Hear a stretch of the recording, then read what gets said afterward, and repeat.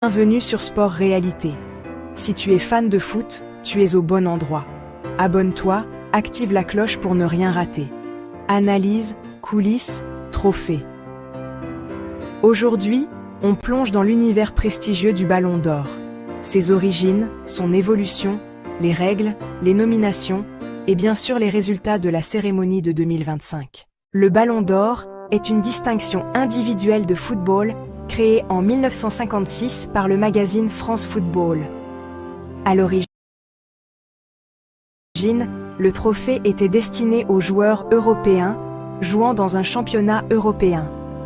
Guerre après, les règles ont changé pour inclure les joueurs non européens et de tout championnat.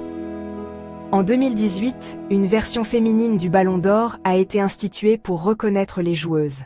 Le Ballon d'Or est organisé par France Football, en partenariat avec d'autres structures selon les éditions.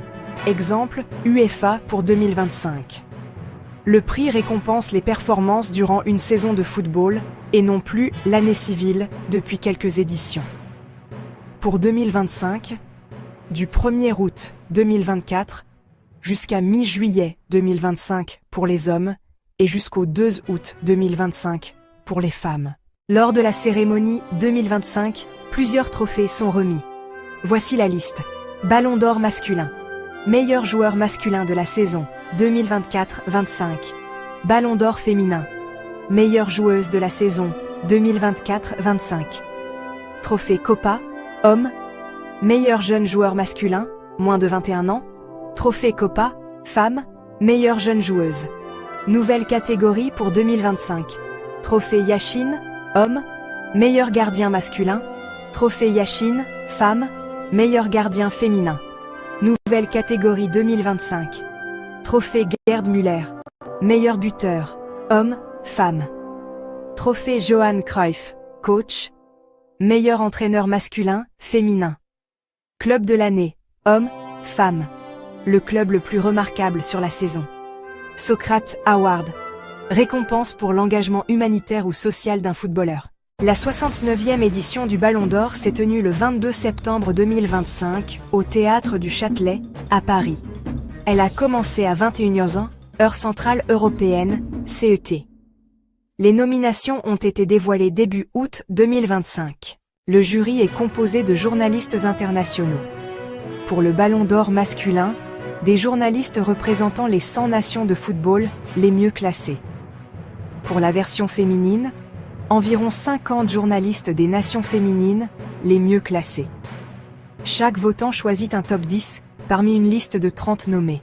Le classement donné par les votants, premier, deuxième, etc., donne des points selon une échelle. Typiquement, premier choix, car beaucoup de points, deuxième choix, car un peu moins, etc. Le joueur, la joueuse qui obtient le plus de points, remporte le trophée.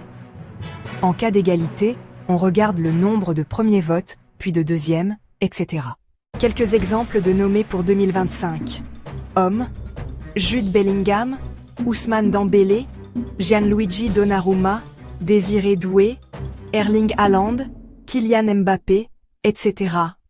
Femmes, Aitana Bonmati, Steph Catley, Melchi Dumornay, de Haïti, Lucie Bronze, etc. Gagnant du Ballon d'Or masculin. Ousmane Dembélé. Gagnante du Ballon d'Or féminin. Aitana Bonmati, qui remporte pour la 3e fois consécutive. Trophée Copa masculin, meilleur jeune joueur.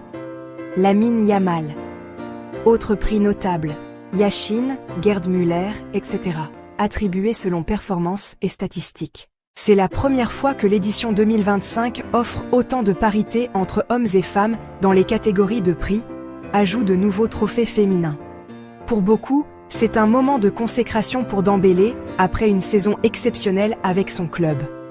On note aussi la reconnaissance des joueuses et du football féminin à un niveau très élevé, avec une compétition de plus en plus visible et compétitive.